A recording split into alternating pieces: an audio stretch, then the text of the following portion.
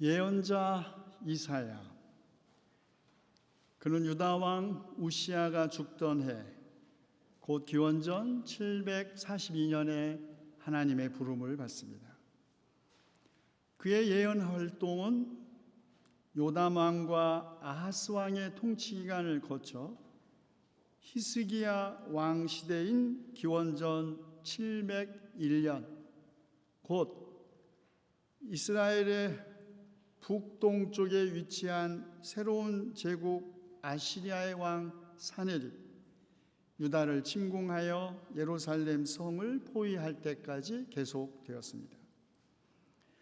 이사야가 예언자로서 활동을 시작한 것은 기원전 735년 신흥 제국 아시리아의 위협 때문이었습니다.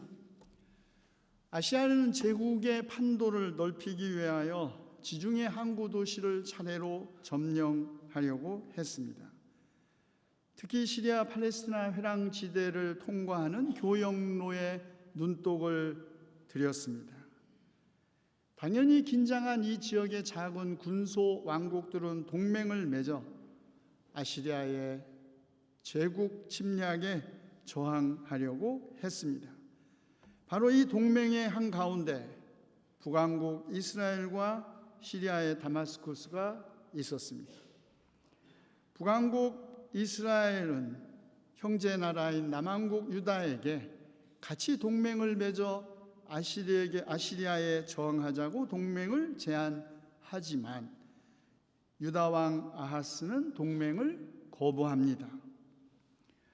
한때는 형제 국가였고 하나의 국가였던 북왕국 이스라엘의 왕 르치는 다마스쿠스의 왕 페카와 함께 남왕국 유다 아하스를 압박하여 동맹에 가담시키든지 아니면 그 말을 듣지 않으면 그를 권좌에서 몰아내고 동맹의 우호적인 인물을 새로운 통치자로 앉힐 생각을 하고 유다 침공, 곧 자기 형제의 나라 유다 침공을 계획합니다.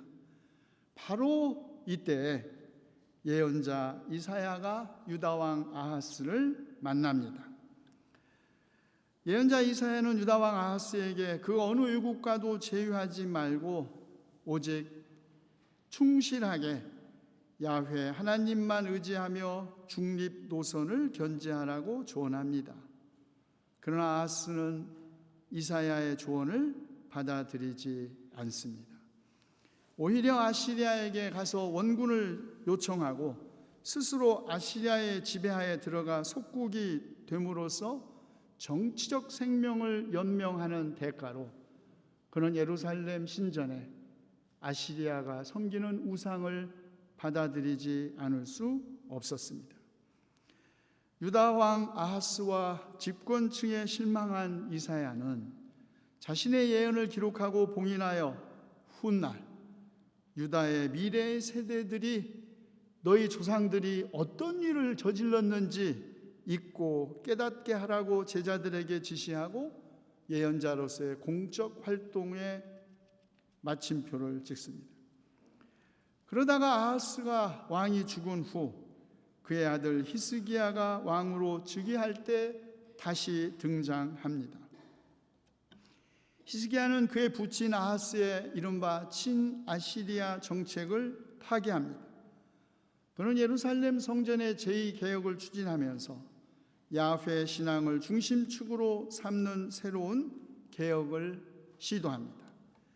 왜냐하면 그때 마침 아시리아의 왕 사르곤 2세가 갑자기 죽으면서 아시리아의 제국 내 권력 공백기가 있었기 때문입니다. 때를 놓치지 않고 유다의 히스기야 왕은 시리아 팔레스티나 국가들을 부추겨 아시리아 제국의 종주권에 저항하자고 동맹을 유도합니다. 더욱이 아시리아를 언제나 위협적인 존재로 보고 아시리아를 제거하려고 했던 바빌론과 이집트 제국은 남유다 아하스에게 히스기야에게 군사적 지원을 약속함으로써 히스기야의 반아시리아 정책을 부추깁니다. 그러나 이사야는 이것을 음모라고 하면서 유다 왕 히스기야가 이집트와 맺은 동맹을 죽음과의 계약이라고 규탄합니다. 이사야의 상황 판단은 옳았습니다. 이집트와 바벨론이 약속한 지원은 실현되지 않았습니다. 발란은 아시리아의 새로운 왕 사네립의 손에 의해 분쇄되었고 기원전 701년 유다도 아시리아의 공격을 받아 폐허가 됩니다. 이사야는 유다의 이런 선택을 결국 힘의 정치를 지향하는 무익하고 오만에 찬 행동으로 비판합니다.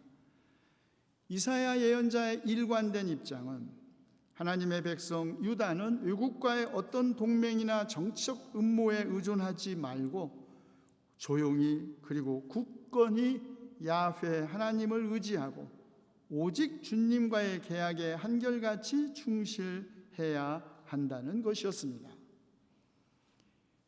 이사야는 어떤 사람이었는가? 역대지하에 의하면 이사야는 우시야 왕과 히스기야 왕의 서기관이었다고 합니다. 그는 4대에 걸친 유다 왕과 그 집권층의 모습을 눈으로 목격할 수 있었습니다. 유다 왕실과 고위층의 생활상을 누구보다도 잘 알고 있었고 국제 정세에 대한 인식이나 주변 강대국들의 변화와 외교 정책에 대한 분석 능력으로 봐서도 이사야는 매우 뛰어난 정치적 전략적 안목도 갖춘 왕실 서기관이었음이 분명합니다. 그러나 그는 무엇보다도 자기 자신을 잘 알고 있었고 자신을 부정한 백성으로부터 분리시킨 적이 없습니다. 예언자는 처음부터 보통 사람과 질적으로 다른 존재가 아닙니다. 예언자도 자신이 속한 세상의 부정한 언어와 자신이 속한 세속적 세계의 사고에서 자유롭지 못합니다. 그래서 이사야는 부름을 받았을 때 재앙이 나에게 닥치겠구나. 이제 나는 죽게 되었구나. 나는 입술이 부정한 사람인데 입술이 부정한 백성 가운데 살고 있으면서 왕이신 만군의 주님을 만나 뵙다니. 하나님을 보면 죽는다는 이스라엘 신앙 때문이었을까요? 아니면 자기 조국이 잘된다 예언하지 못하고 자기의 조국에게 심판을 선언하고 조국의 패망과 멸망을 증언하지 않으면 안 되었던 비극적인 운명을 가진 예언자의 삶이 무엇인지, 그 삶의 결과가 무엇인지 예감했기 때문일까요? 이사야가 어떤 최후를 맞이했는지 성서에는 나오지 않지만 유경인 이사야의 승천에 의하면 이사야는 므낫세 통치 기간 동안 산채로 통나무 속에 집어넣어져 톱질로 살해당한 운명을 맞은 것으로 전해집니다. 그런데 스랍들 가운데 하나가 제단에서 타고 있는 숯을 부집개로 집어 손에 들고 날아와 이사야의 입에 대며 말합니다. 이것이 너의 입술에 닿았으니 너의 악은 사라지고 너의 죄는 사해졌다. 그때 나는 주님께 말씀하시는 음성을 들었다. 내가 누구를 보낼까? 누가 우리를 대신하여 갈 것인가? 내가 아뢰었다. 제가 여기에 있습니다. 저를 보내어 주십시오. 이사야는 용감한 예언자였습니다. 아니, 주님의 은혜로 악이 사라지고 죄가 사해진 사람만이 자신의 모든 인간적 결함과 허물과 죄악에도 불구하고 하나님의 부르심에 용감하게 제가 여기 있으니 저를 보내소서라고 말할 수 있습니다. 그러나 자기 민족에 대한 심판과 파멸을 예언해야 하는 예언자의 운명은 슬픈 운명입니다. 이사야는 외세, 아시리아의 침략이나 유다의 군사력의 부족이나 동맹의 약화에서 유다 민족의 파멸 원인을 찾지 않습니다. 하나님을 버리고 하나님을 업신여기고 하나님에게서 등을 돌린 데 파멸의 원인이 있다고 본 것이지요. 소도 제 임자를 알고 나귀도 주인이 저를 어떻게 먹여 키우는지 알건만 이스라엘은 알지 못하고 나의 백성은 깨닫지 못하는구나. 슬프다. 죄지은 민족, 허물 많은 백성, 흉악한 종자, 타락한 자식들, 너희가 주님을 버렸구나. 이스라엘의 거룩하신 분을 업신여겨서 등을 돌리고 말았구나. 우시야 왕 재임 시, 유다는 역사상 가장 경제적으로 번영한 시대를 맞았습니다. 본래 경자 유전의 원칙에 의해서 유지되던 소작농들의 농경사회가 이른바 수출농업을 꿈꿈으로써 경제 부흥을 일으키려고 했던 우시야 왕의 이른바 거대한 지주형 조박농업 경영 정책 라티푼디움 때문에 소수의 부재 지주들과 도시에 살면서 시골에 엄청난 규모의 부동산을 가지고 있던 부재 지주들의 번영, 국가는 상대적으로 부유해졌지만 사회 경제적인 약자에 대한 계약 공동체, 평등 공동체의 우애는 깨지기 시작했습니다. 결과는 권력층의 부정부패, 부유층의 사치, 사회적 약자들의 궁핍함이었습니다. 얼마 전 한 교육부 고위 공직자가 대한민국 국민의 99%는 개돼지와 같다고 말했다지요. 그래서 먹을 것과 입을 것만 주면 충분하다고. 우리 가운데 99%는 개돼지라는 말입니다. 그래서 제가 성경을 찾아봤어요. 어떻게 개야말로 15,000년 전부터 인간과 함께 공진화하고 가장 인간과 함께 친밀한 개, 주인의 목숨도 구한 개 등 이렇게 아름다운 이야기들이 많은 이 개가 천덕꾸러기가 됐을까? 왜 가장 모독적인 욕이 됐을까? 이사야 56장에 개가 등장합니다. 백성을 지키는 파수꾼이라는 것들은 눈이 멀어서 살피지도 못한다. 지도자가 되어 망을 보라고 하였더니 벙어리 개가 되어 야수가 와도 짖지도 못한다. 기껏 한다는 것이 꿈이나 꾸고 과학적 연구의 결과에 의하면 개하고 고양이도 꿈꾼답니다. 꿈꿀 때 얼굴 표정이 달라진대요. 늘어지게 누워서 잠자기나 좋아한다. 지도자라는 것들은 굶주린 개처럼 그렇게 먹고도 만족할 줄을 모른다. 백성을 지키는 지도자가 되어서도 분별력이 없다. 모두들 저 좋을 대로만 하고 저마다 제 배만 채운다. 개가 주는 세금으로, 개돼지 같은 사람들이 내는 세금으로 먹고 사는 그 사람은 어쩌면 개만 또 못한 사람일지도 모르지요.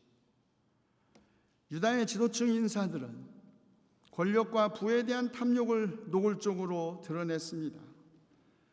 그들의 탐욕보다 유다 공동체 생활의 기틀은 허물어졌고 탐욕으로 백성은 수탈당하고 고통을 받았지요. 상부상조와 정의를 강화하는 제도를 바탕으로 평등사회를 건설하는 일은 갈수록 요원했고 민족 전체의 재난은 현실이 되었습니다. 이사야는 지도층 인사들이 회개하는 것, 지도층 인사들이 변화될 것이라는 것은 거의 불가능하다고 판단했기에 그의 메시지는 눈앞에 닥쳐온 심판과 파멸을 예언합니다. 그러나 이사야는 심판과 파멸만 예언한 것은 아닙니다. 심판과 파멸의 한가운데서도 이사야는 그의 백성을 포기하지 않으시는 하나님의 자비와 구원의 희망을 노래합니다. 그리고 이러한 이상향에 대한 꿈은 단지 유다 민족에 국한되지 않고 온 세계의 미래를 지향합니다. 유다 민족의 회복과 영광이 아니라 유다 민족의 역사 안에서 인류 전체의 미래, 아니 우주의 미래를 예언하고 있다는데 이사야 예언서에 놀라움이 있습니다. 기독교인에게도 국적이 있고 국경이 있습니다. 그러나 우주의 창조주이신 하나님에게 십자가에 죽으시고 부활하신 예수 그리스도 앞에서 모든 인간은 하나님의 피조물이고 구원받아야 할 죄인일 뿐입니다. 그리스도교 신앙의 진위는 그것이 특정 민족이나 집단의 이해관계에 복속되는지 아니면 인류에 대한 보편적 사랑으로 실현되는지에 따라 판단됩니다. 그리스도인에게도 국적이 있고 나라가 있고 인종적 특징과 고유한 역사와 전통이 있습니다. 그래서 나라가 괴로워지면 정치가들은 정치적으로 판단하고 경제인들은 경제적 시각에서 판단하고 외교관들은 고도의 외교술로 군인들은 전략적으로 판단합니다. 그러나 신앙인 이런 모든 구체적이고도 현실적인 판단 그 위에 하나님의 뜻을 더 높이 두어야 합니다. 최근 사드 배치를 둘러싸고 우리나라에서 일어나고 있는 이 엄청난 갈등과 분열, 어쩌면 2700년 전 예언자 이사야 풍전등화와 같은 자기 민족 유다의 정치적 운명과 어쩌면 이렇게 비슷하단 말일까요? 끝없는 군비 확장과 동맹과 무기 수입이 안보를 지켜주는 것은 아닙니다.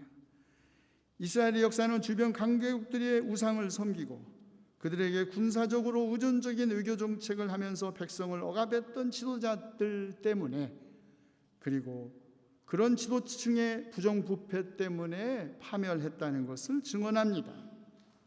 밖으로부터 위협받는 평화는 오히려 국민을 단결시키지만 안에서부터 위협받는 평화, 정의와 공의가 없어서 제기되는 국론 분열, 그것은 국민을 다만 분열시킬 뿐입니다.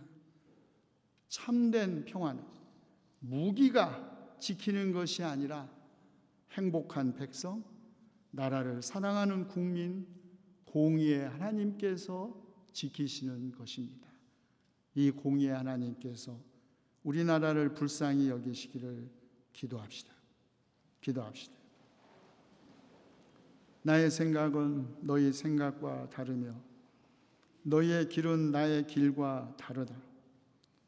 하늘이 땅보다 높듯이 나의 길은 너희의 길보다 높으며 나의 생각은 너희의 생각보다 높다고 말씀하신 주님, 상한 갈대를 꺾지 않으시고 꺼져가는 등불을 끄지 않으시며 진리로 공의를 베푸시는 주님, 우리나라를 불쌍히 여기시고 이 백성 긍휼히 여기시어 우리 손을 붙들어 주시고 우리를 지켜주시어 고통받는 백성의 언약과 이방의 빛이 되게 하여 주시옵소서. 우리 앞에 서서 암흑을 광명으로 바꾸시고 거친 곳을 평탄하게 만드시옵소서. 우리 주 예수 그리스도의 이름으로 기도하옵나이다.